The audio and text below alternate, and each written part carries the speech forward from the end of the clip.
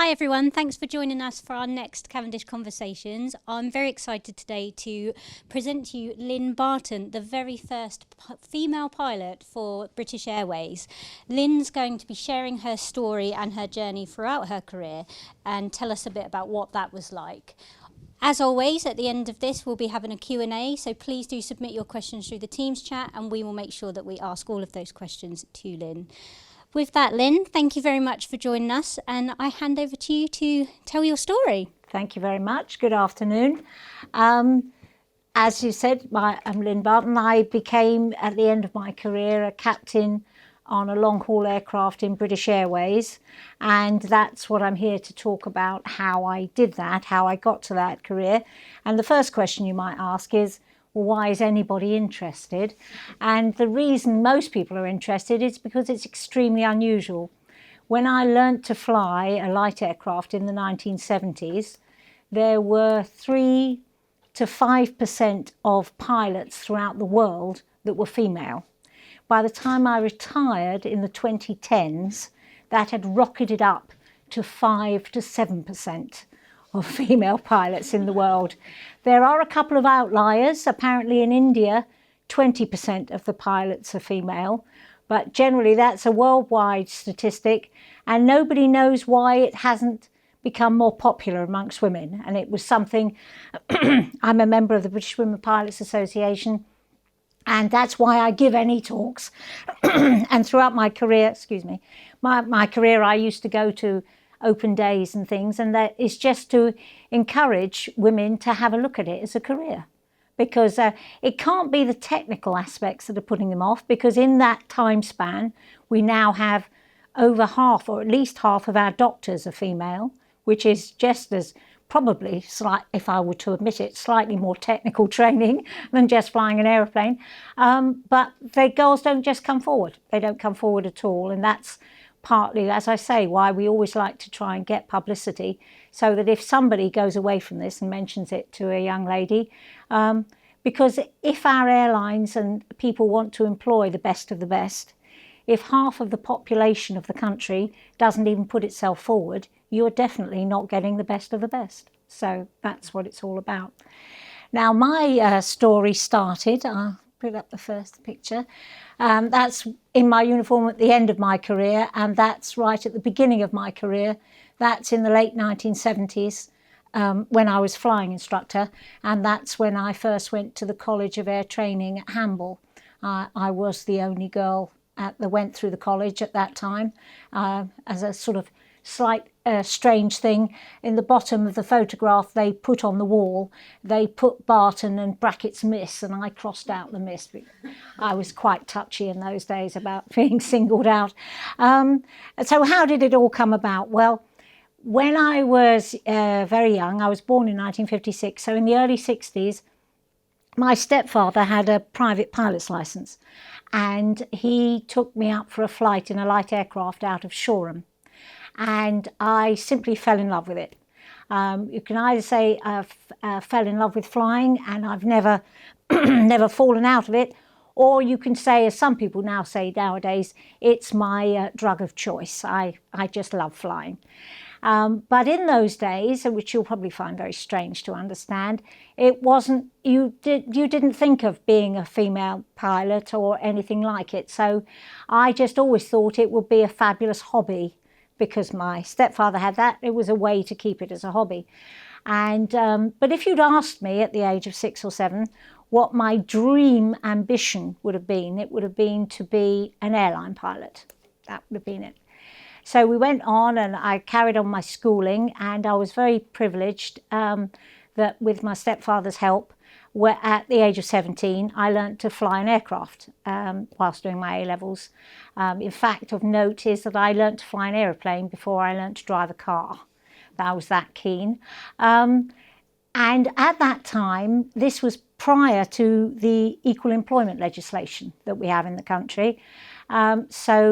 In 1973, doing my A-levels and learning to fly, I actually applied to the British Airways College of Air Training at Hamble, which trained pilots.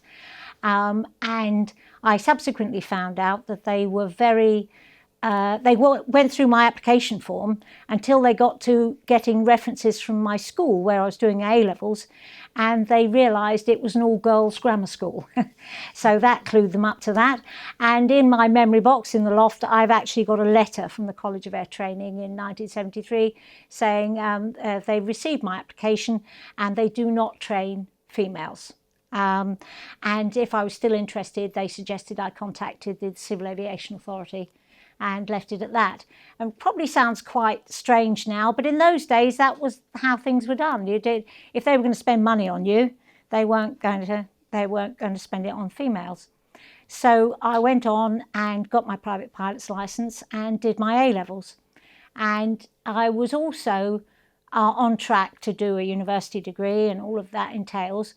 But at that point in time, I wouldn't have been able to carry on flying if I went to university. There was no opportunities to do so. Opportunities nowadays with the university air squadrons and so on, none of that was available. And I literally was so keen on flying, I didn't want to do that. I didn't want to spend 3 years at university not flying. So I announced that I wasn't going to university, which I think at the time my parents were very hopeful that it was just going to be a gap year and I'd pull myself together. But it didn't happen that way, and during that year I discovered that I could do a secretarial course, and my aim at that point was to get a good paying job as a secretary in London with having enough money to keep flying up as a hobby.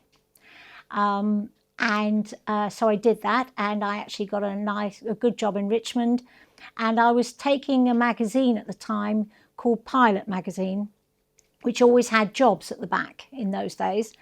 And their job came up at the London School of Flying at Elstree Aerodrome, which was new. Secretarial qualifications were a real bonus because they wanted somebody to run what they call the operations desk, organise the instructors, the bookings, people coming in, organise all the flight technical logs, and just basically run the show so that the instructors could come in and do the instructing.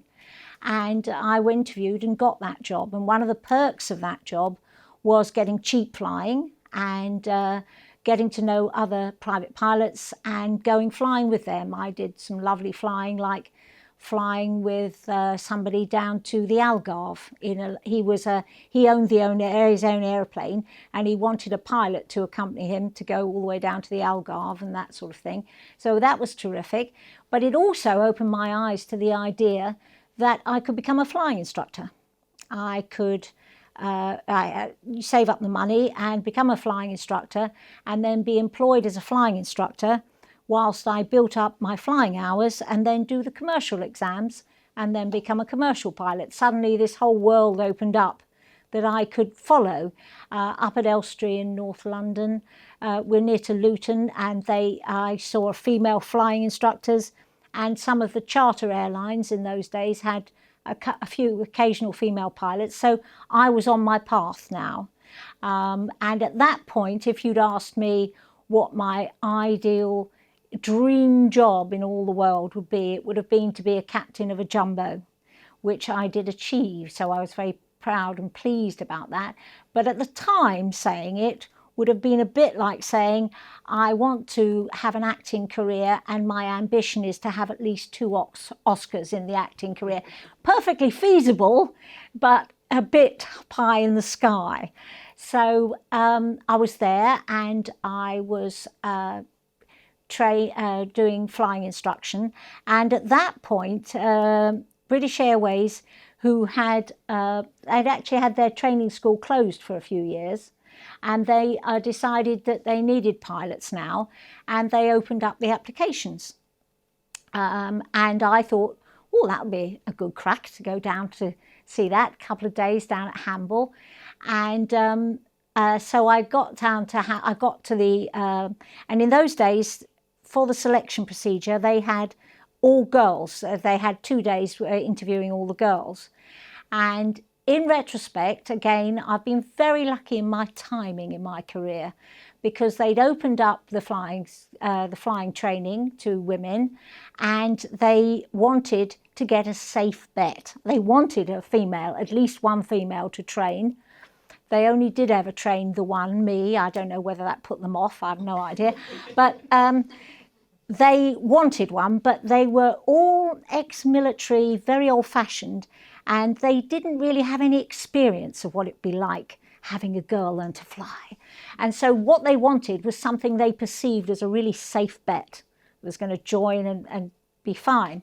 So I didn't know any of that. I went down on the 2 selection days, and I turned up there in my jeans and sweatshirt because I was a flying instructor, saving up all my money to become a commercial pilot.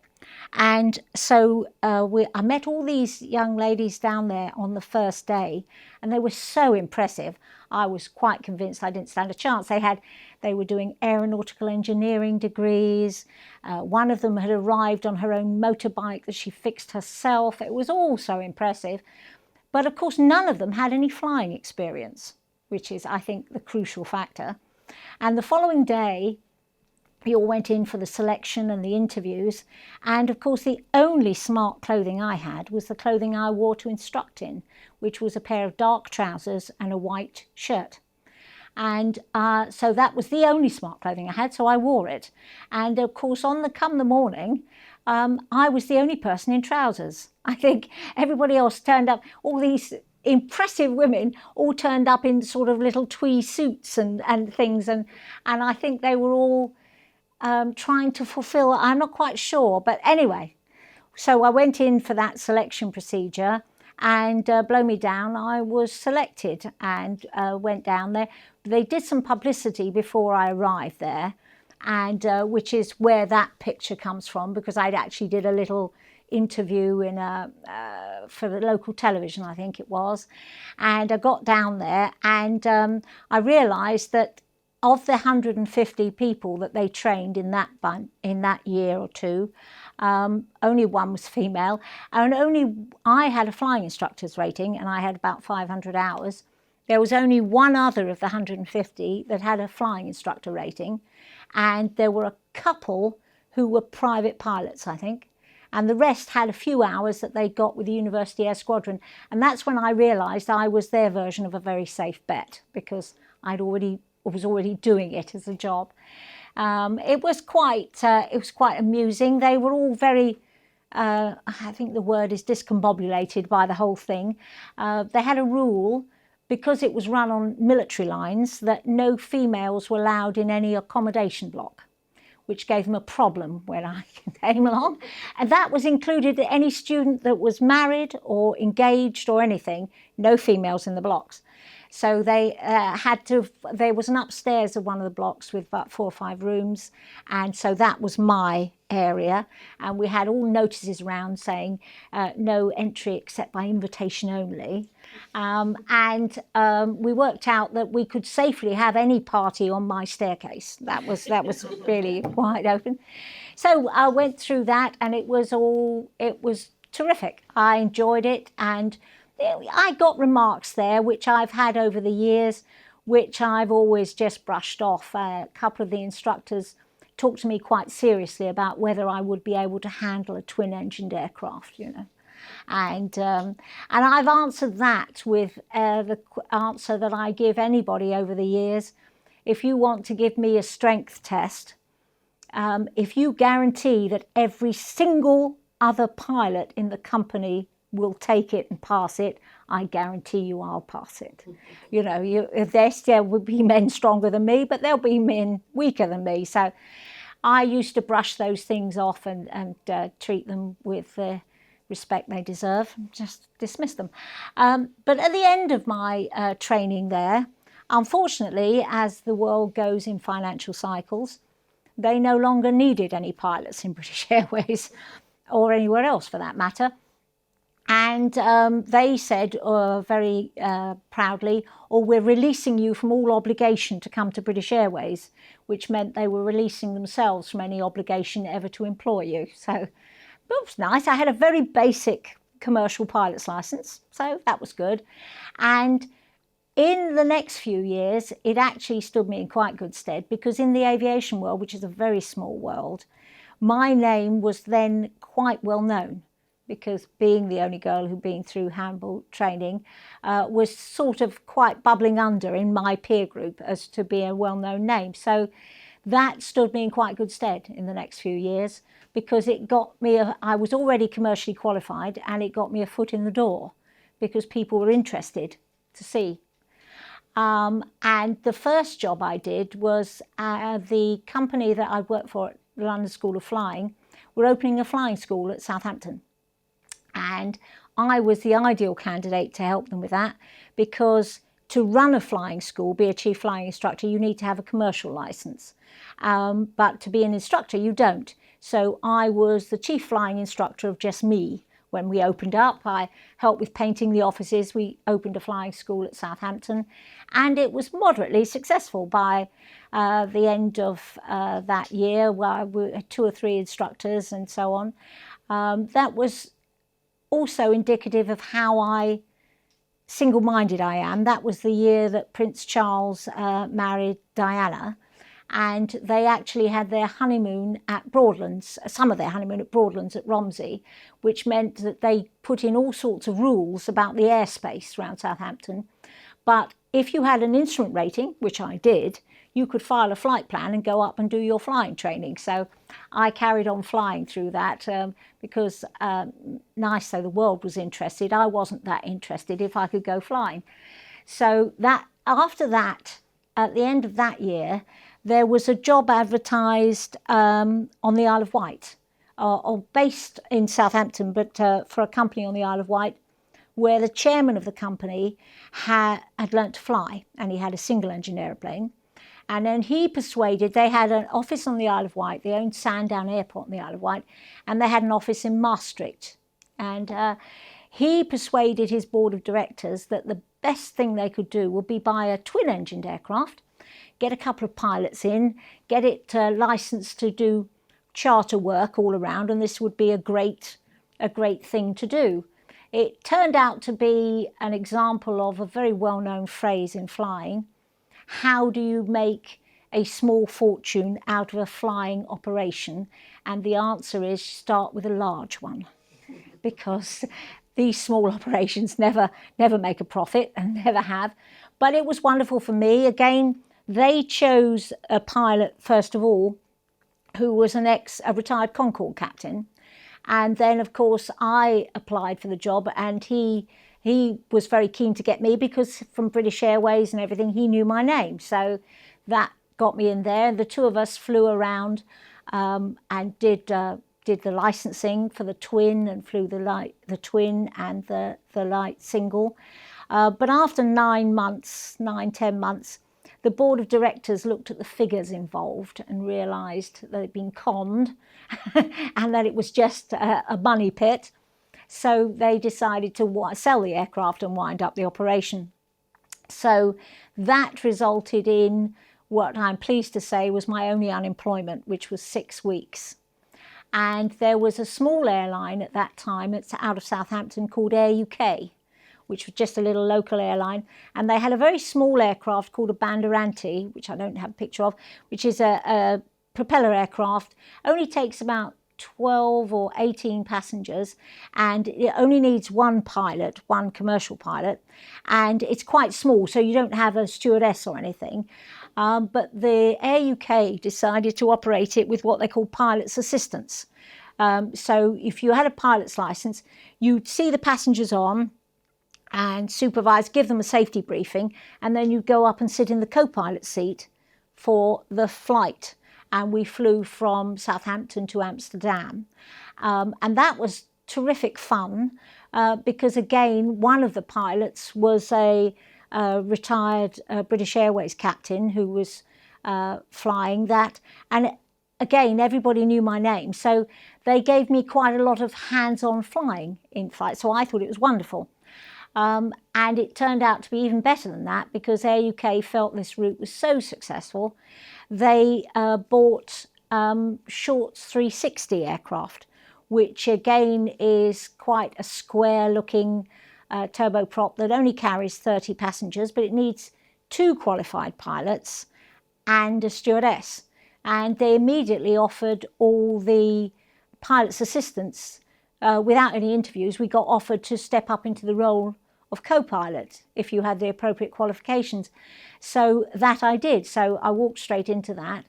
And that gave me another strange moment in history, because myself and Mandy Ackroyd, another female that I know quite well, we were doing our course to convert onto the aircraft, and it was based in Northern Ireland, the training school. So we were flying from London to Belfast Mondays and Fridays to come home. And in those days, that flight was operated what they called by a shuttle service. It was basically like a bus service. And you bought a ticket and you could get on any one. And it was operated on a very old-fashioned aircraft called BAC 111. Well, quite old-fashioned aircraft, BAC 111. But British Airways were just introducing in the early 80s the brand new Boeing 757. So to the amazement of our older colleagues, when we got to the airport at about 2 or 3 o'clock on a Friday afternoon, we were told by the check-in staff that if we didn't go on the first couple of shuttles, the third shuttle was going to have the 757 on it. So the others went off home saying, I don't need to do that. But Mandy and I thought it would be terrific to go on the new 757. And again, it's so unusual to have female pilots. We got chatting to the staff and the cabin crew, and we were invited up to the flight deck. And there was senior training captain who was doing all the flight, and he showed us all around the flight deck, and we stayed up for the landing, and it was all terrific fun. And that had a follow-on about 5 or 6 years later, after I joined British Airways on the Jumbo. Mandy joined British Airways on the 757. And she was actually on one of her last training trips with a very senior training captain. And apropos of nothing on earth, as they were flying back, he said to her, because she's blonde and I was dark, not grey at the time, and he actually said to her, tell me, a few years ago, did you hang around at Belfast Airport for 2 or 3 hours to come on a 757? And she said, yes, I did. And it was the same training captain. So that just shows you how memorable it was to have female pilots. So anyway, there I was on the short 330, which was terrific. First of all, we were based at Stansted, and then I got back to Southampton. We got back to Southampton, and that was all going swimmingly well. And then in the autumn of that year, Air UK were a very small airline at the time, and I did want to go to bigger airlines. And in the autumn of that year, in those days without the internet or anything, people did their pilot training over the winter. So September, October time was the time you went round all the head offices and physically handed in your CV and chatted to the girl on the front desk to see if you could get your CV on the pile for being considered for interview.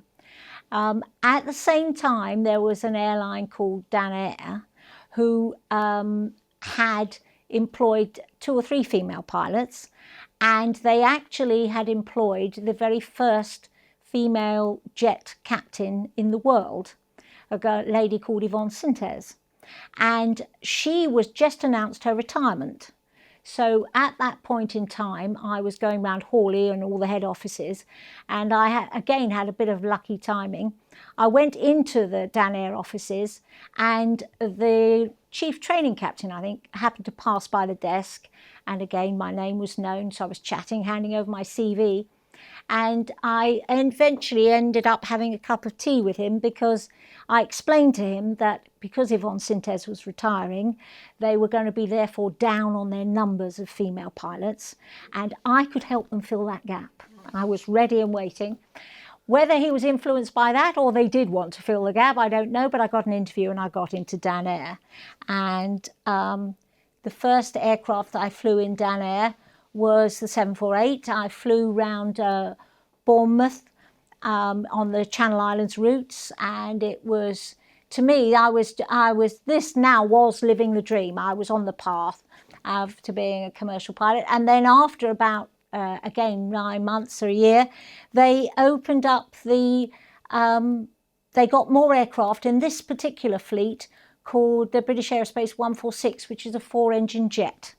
And it was a very good place for me because the chief pilot and the chief training captain of the 146 fleet had been the chief pilot and the chief training captain on the 111 fleet when they had qualified Yvonne Sintez. So it was a very positive environment. I didn't meet any negative comments or anything in that way.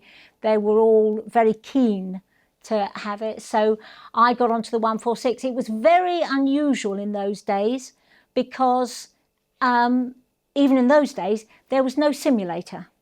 So I did 8.5 hours on the jet, flying around with my training captain, doing that. And you can see I was immensely proud of doing that with all my 2 stripes and everything. So that's where I was, and I sat there for about 3 years, completely enamoured of this. My life was perfect. And then the financial world picked up again, and British Airways decided they did want pilots after all, 1986. And by what they put the word out that they wanted to employ pilots, and they also said that if you had been through Hamble, you automatically got an interview. Not everybody passed, which was rather strange, but everybody got an interview. So I went for an interview with British Airways, and I passed the interview. And because I was an experienced jet pilot by that time, they offered me the jumbo. There's a 146 again, and that was, as I've said earlier, my dream. That was, people ask me, did you want to fly Concorde? I never wanted to fly Concorde. I only ever wanted to fly that, and I did. So they offered me the jumbo, so there was no question. I was on a path that was very happy in Dan Air, and I would have been just 2 or 3 years away from being a captain, and it was a very positive environment. But once I was offered the jumbo, there really wasn't any contest. And in fact, I was due to join in May 87. And unbeknownst to me, they had another girl joining in May 87 and one in June. And the chief pilot of British Airways actually rang the chief pilot of Dan Air, whom he knew, and asked him if there was any way they would release me a month early so that I could physically be the first girl into British Airways, which I thought was a very decent thing to do. And Dan Air, chief pilot, told me he was going to release me with reluctance. But it was all, in those days, it was a much more volatile world in the airline world. So you know the old expression, you wouldn't kick them on your way up because you might need them on the way down. So that worked terribly well. And I joined British Airways. Again, it was all new to them, big, and that led to another slightly amusing moment because in those days, most airlines that employed females had dark coloured trousers, black blazer, and you got your shirts from the company that supplied the police force because they had epaulets. All the police women had epaulets. So that was, because you can't just take a male uniform and cut it down. The proportions aren't right. So it has to be a female one. And British Airways did what they did for me at the training school. They made up a pilot's, the cabin crew uniform in the pilot's colours. So the idea, they made the skirt of the cabin crew into culottes. So there was a choice of the culottes or the trousers and all of that. And I had another fairly amusing moment because, of course, you have to understand that I'm quite thick-skinned anyway. And by this time, I'm a 30-year-old qualified jet pilot. And I went along with the chief training captain to the uniform stores. And uniform stores were very keen because this was a new thing for them, kitting out. So they were bringing out all the uniform and I was trying it all on and it was all terrific. And they actually brought out, they did at those days only the raincoat that fitted the uniform. They only did have the male ones and they gave me the smallest size they had in the male raincoat, which was still huge and would carry a party of 4, you know, it's just huge. But then at one point during this, they brought out the cabin crew uniform handbag, navy blue handbag. And the chief training captain looked at them and said, "Oh, no, we're not planning that she'll carry a handbag." And I looked at him and said, "No, you've got 2 choices here. and neither of them is that I don't carry a handbag. Your choice is I carry my handbag or your uniform handbag, to which he gracefully conceded that I would carry the uniform handbag. But it wasn't his fault. These things weren't hurtful. They were just, they didn't realise, it hadn't occurred to them all the time. And of course, the career, once you're on a career path in the airlines, is wonderfully equal because you're all paid the same. I was always, from the day I joined an airline, I've always been paid exactly the same as my male colleagues. So all that, and when you go along to anything, that is quite unusual, I find, nowadays. But it's all open in the airlines. It's absolutely open, and the women earn exactly the same as the men. So I joined on the Jumbo. I did my first 5 years as a co-pilot on the Jumbo. That one, the old-fashioned one, and then I converted for the last 4 years onto the 747-400. The difference between one and the other is that the older one has a flight engineer, and the newer one, they get rid of the flight engineer because we have a load of LED screens in front of us. One of the interesting things about flying the Jumbo is it still has a huge overhead panel with all the stuff on the Jumbo. And one of the things you're always asked by people when they visit the flight deck is, how do you know what it all does? But then when you point out to them, when they look at it closely on the overhead panel, top left will be hydraulics, and it'll be a schematic as well as the switches. So you see the 4 engines, the hydraulic motors and how it all goes. And then there'll be a panel that is the fuel panel with all the fuel pumps on. And again, it'll be a schematic, so you know the switches you're doing and what you're doing. So once you break it down like that, it becomes much more understandable and much more reasonable. While I was flying the Jumbo, I had some terrific, absolutely marvellous flying the world. I mean, I was living the dream. It was just incredible. I went to South America. I went on a trip to Rio, and we couldn't get any coach tour that would take us to the beauty spots. So I was persuaded by several members of the cabin crew to hire a car. I was the only person over 25 that was able to hire a car. And I drove them round Rio for the day with 3 cabin crew members saying, no, it's over there, no, it's over there. But by the end of the day, we'd had a good day, and I was parking Brazilian style. If I got to where I wanted to go and there was a parking spot on the pavement or anywhere else, I would use it. So that was terrific. I also had a lovely trip in Africa, because we went to Harare in Zimbabwe, and myself and 3 of the girls were going to go up to Victoria Falls, and we got a standby ticket on Air Zimbabwe, which did a 2-sector, 2 flights up to Victoria Falls.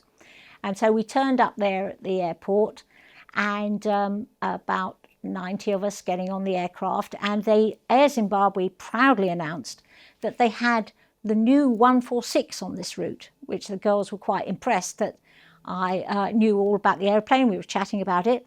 Then they proudly announced that they had their first ever black captain also flying the route, he was the personal pilot. He had actually originally come from Air Malawi, and he was now flying the 146, and it was Mugabe's aeroplane, President Mugabe's. Anyway, so we get on board the aeroplane and we fly up to the intermediate stop, and we get off and go to the departure lounge because they want to clean the aircraft. And we're all sitting there, and the black captain, the young man, all in his finery and his captain's uniform, came into the departure lounge, came straight over to where we were sitting, and looked at me and said, "Are you British Airways?" And I thought, good Lord, you look at in civilian clothing, how did he know? And of course he said to me, "In that case, you're Lynn Barton, aren't you? I was at Hamble training with you."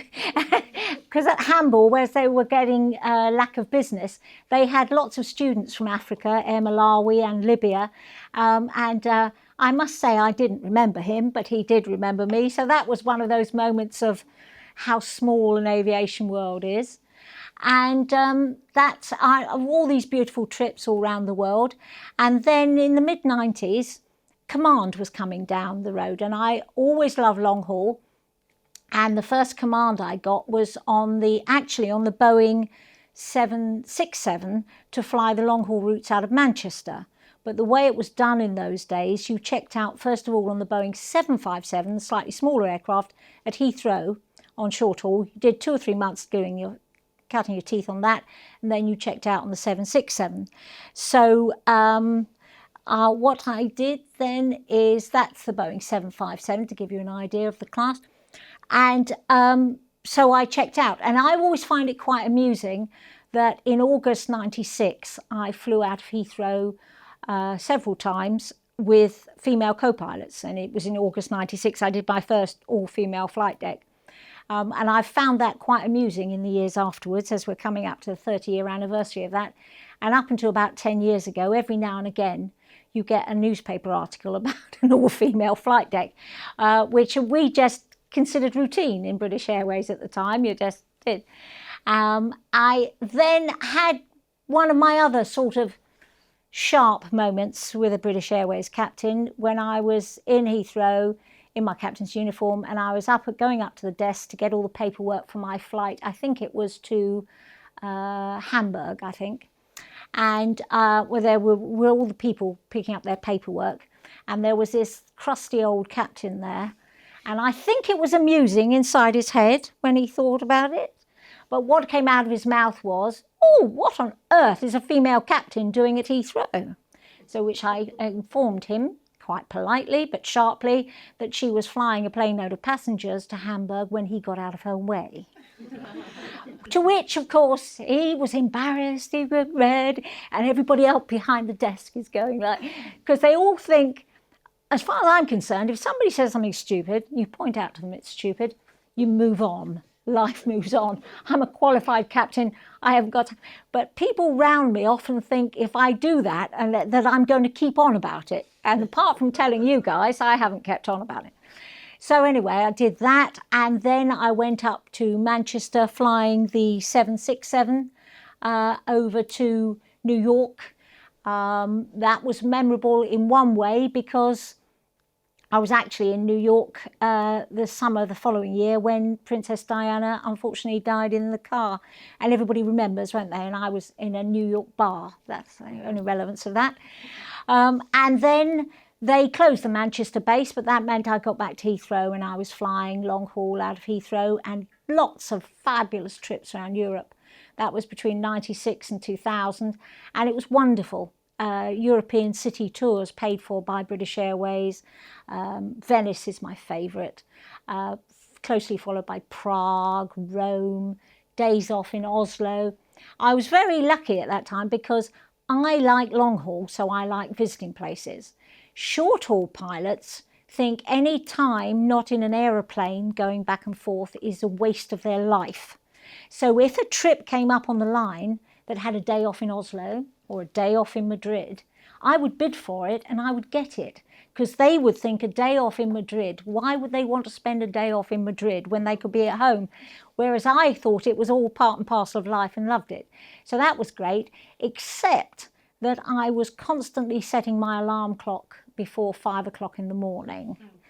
And that's not really my cup of tea. So it came up to go back on long haul, full-time long haul, on the Boeing 777, which is a much larger aircraft, sort of 250 passengers and on long haul.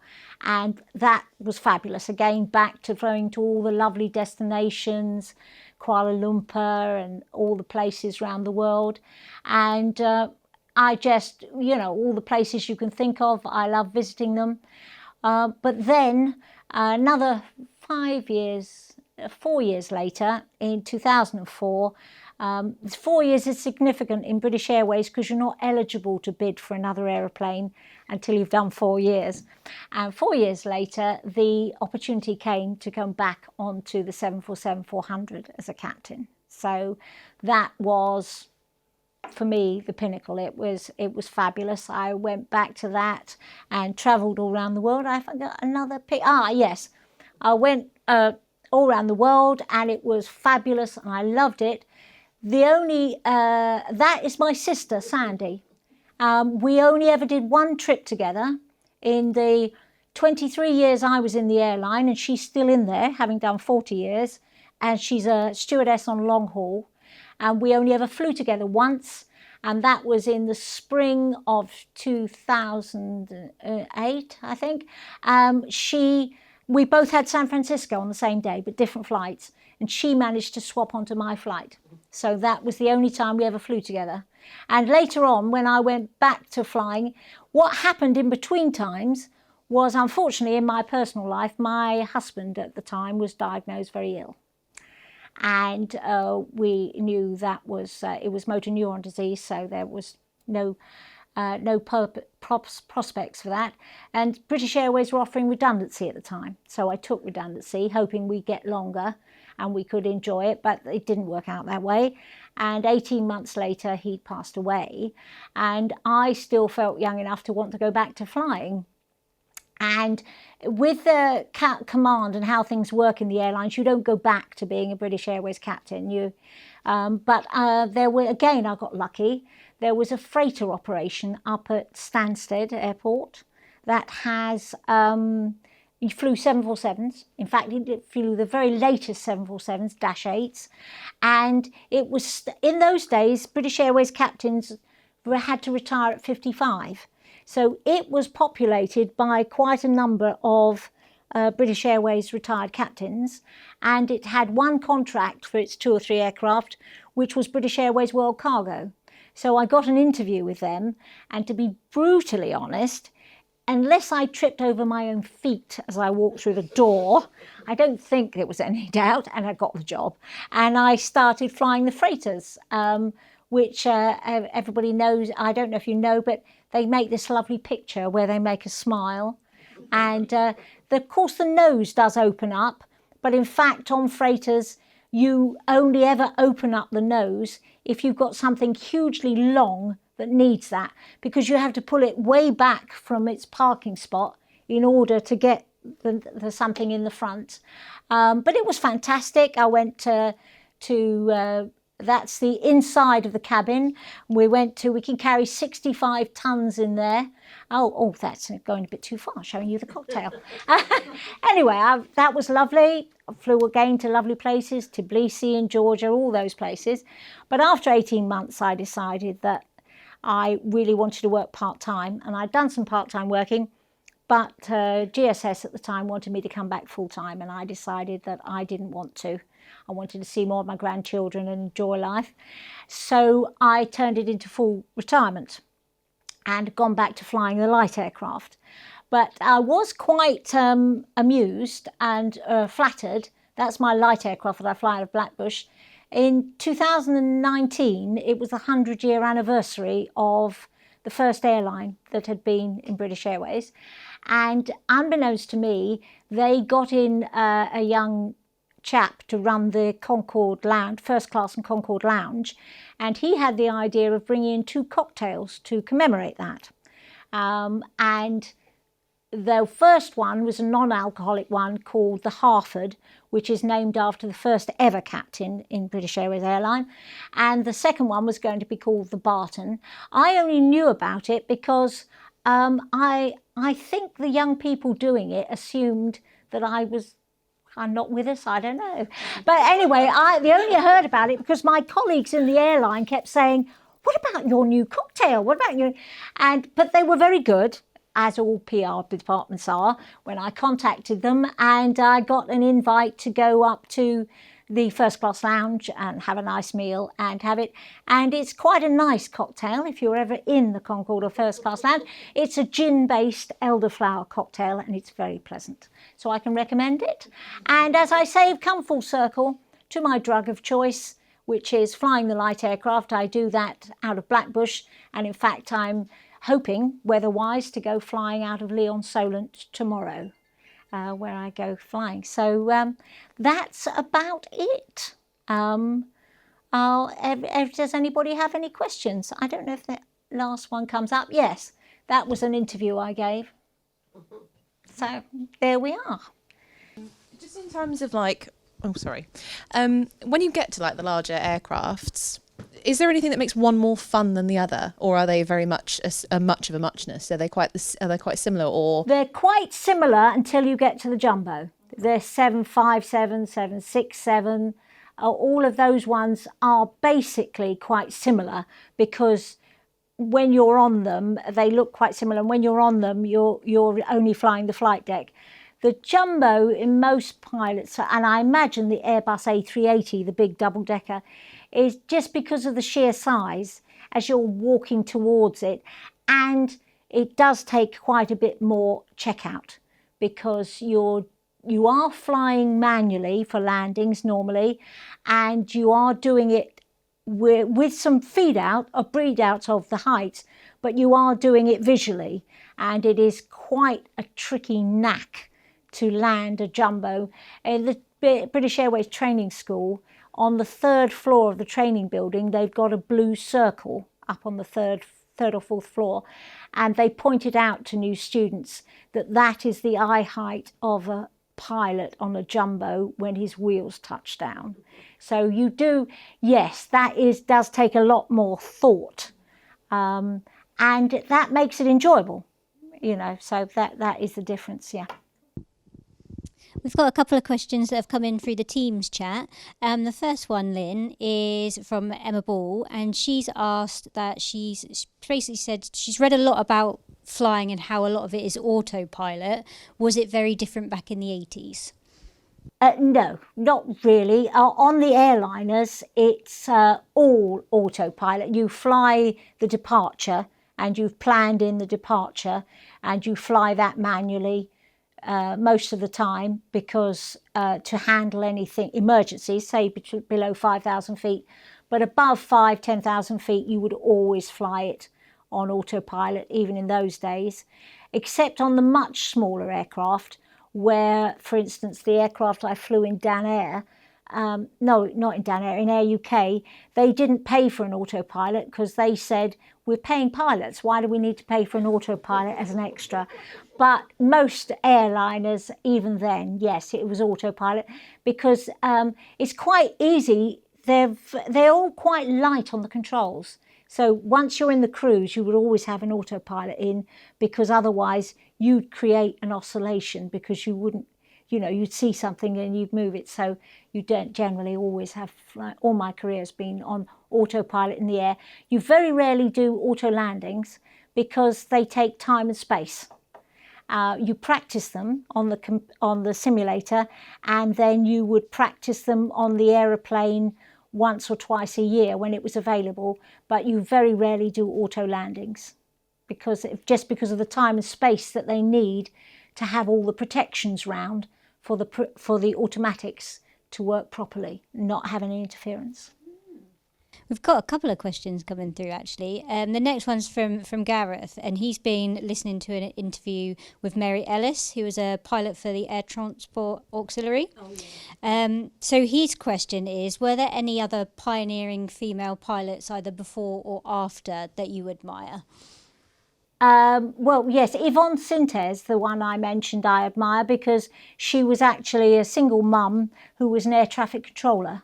And we're talking way back when, because she retired, as I said, in the early 80s. And she got enamoured of flying and got herself through the flying training. But the ATA all the ladies from the Air Transport Auxiliary are incredible. I've been to a couple of talks with them.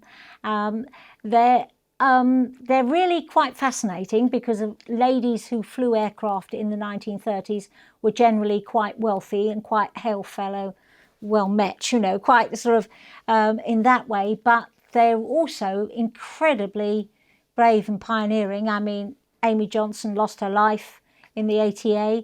I went up to a memorial outside Little Rislington a couple of months ago for another female pilot who took out of our Little Rislington in one of these bombers delivering it, and it failed on her and she crashed in a field and died.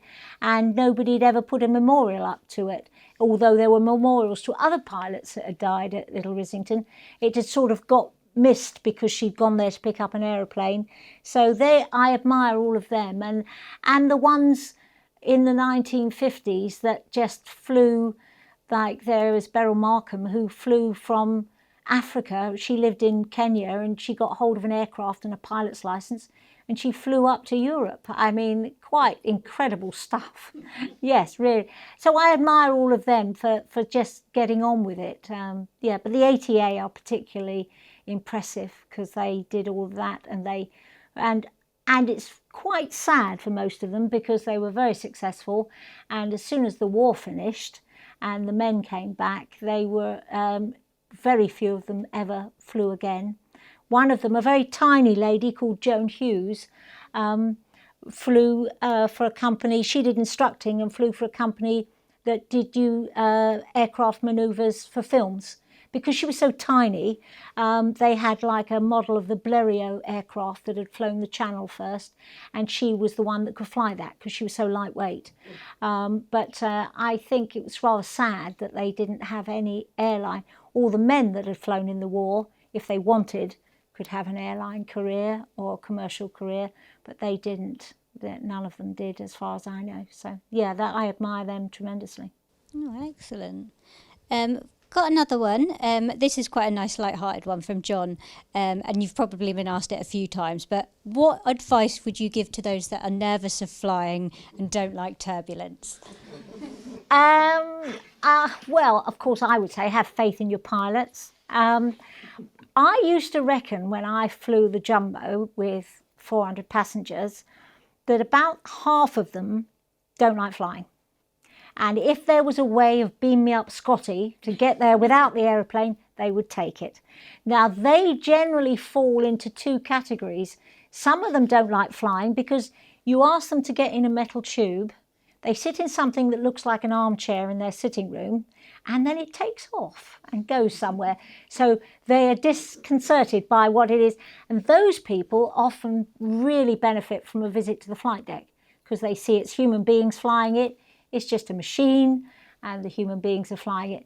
Other people, I've come across people who are just simply terrified, and all you can say is, take a pill and have a gin. I don't like turbulence. I don't like turbulence at all, but I generally sleep through it because I figure, go figure, it's there. But you'd be surprised how hard pilots try to avoid it. All the time, and when it catches them out, they dislike it as much as everybody.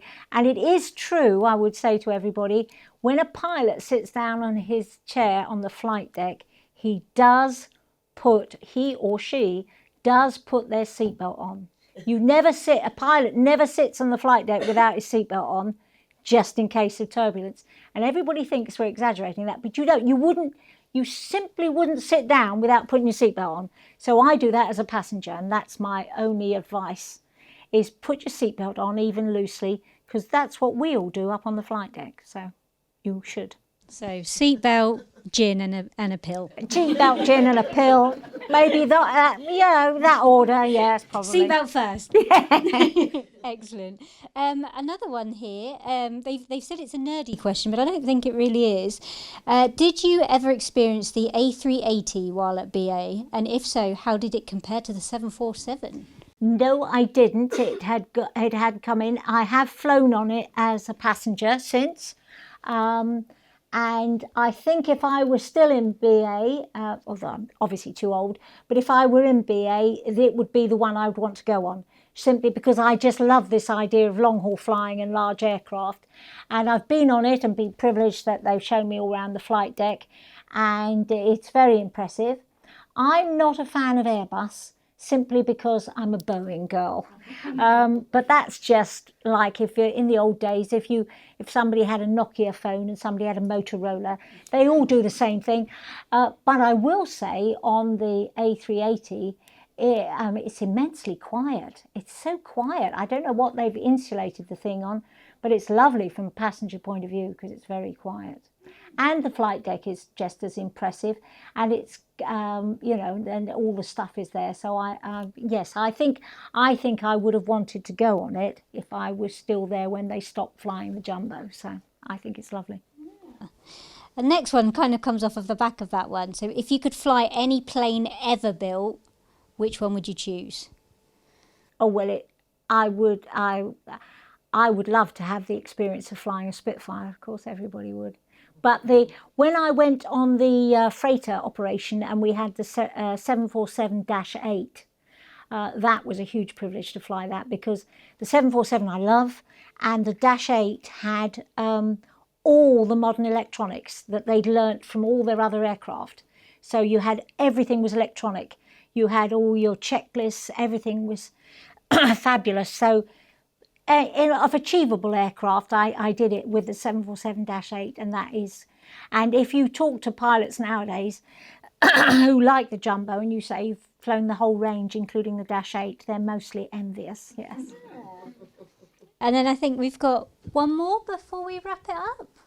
Yeah, this is quite an interesting one. So have you ever had a near miss? Well, in my light aircraft in 1976, they'd introduced a new fuel called 100LL low lead, and that apparently makes the engines run a lot hotter. And I was in my light aircraft with 3 passengers when the exhaust valve failed, and that means the engine doesn't work anymore.